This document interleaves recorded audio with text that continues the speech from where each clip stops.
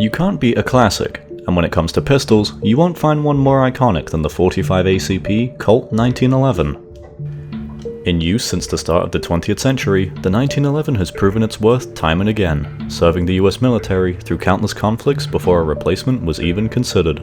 Simple as can be, this once revolutionary pistol has seen little in the way of change to its basic design over the last century, a testament to its success as a firearm. With a weight of just 39 ounces and a length of 8.5 inches, this timeless pistol can carry 7 rounds of .45 ACP ready to be unleashed on target. Effective at ranges of up to 50 meters, and with a muzzle velocity of 253 meters per second, the 1911 is a reliable and robust design. The tale of the 1911 begins all the way back in 1884 with American-British inventor Hiram Maxim.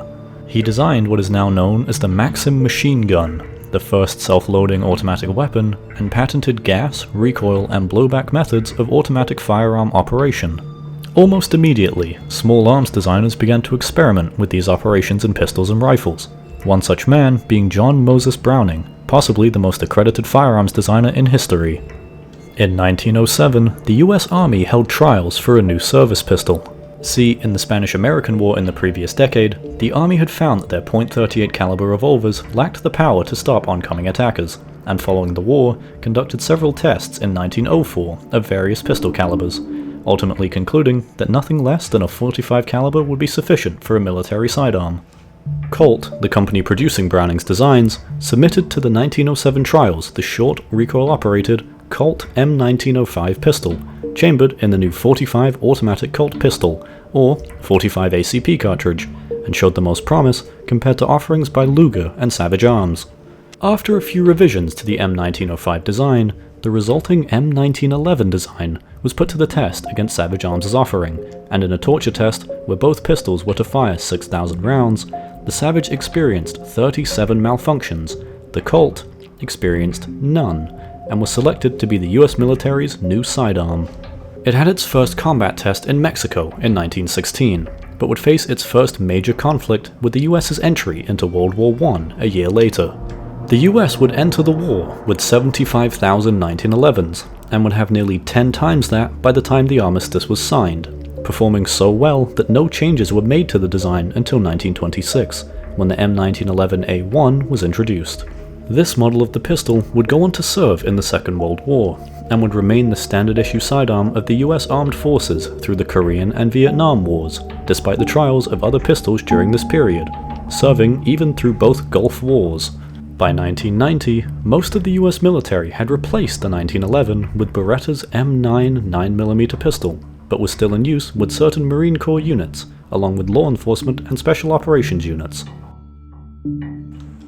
Being a design around and in production since the start of the 20th century, several variants have been developed over its lifetime, the first and foremost being the M1911A1. The hammer spur was shortened and the grip safety spur lengthened to reduce hammer bite.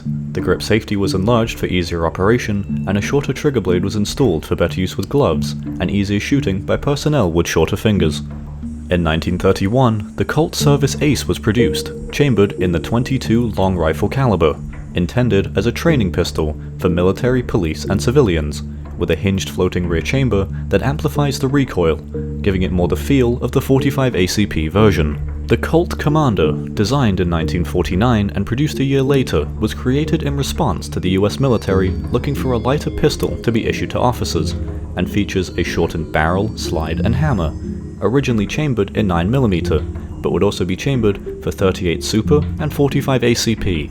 The M45 MUSOC, developed in 1986 for the Marine Expeditionary Unit, features a rounded hammer, ambidextrous thumb safeties, a lighter trigger, improved high-visibility sights, match-grade barrels, rubber grips, front cocking serrations, and improved stainless steel magazines.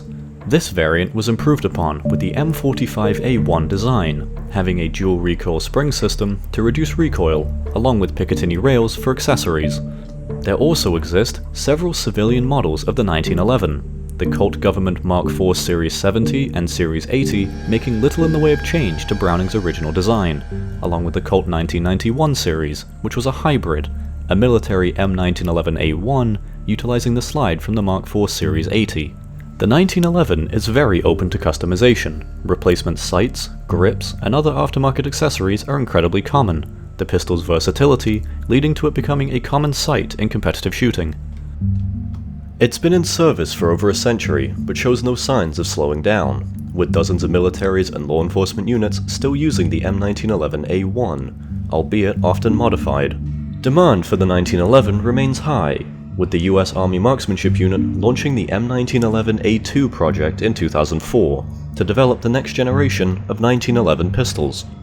Ultimately, the A2 project didn't produce a new model of the pistol, but the tests provided a basis for improving existing 1911s, with an improved variant being a future possibility.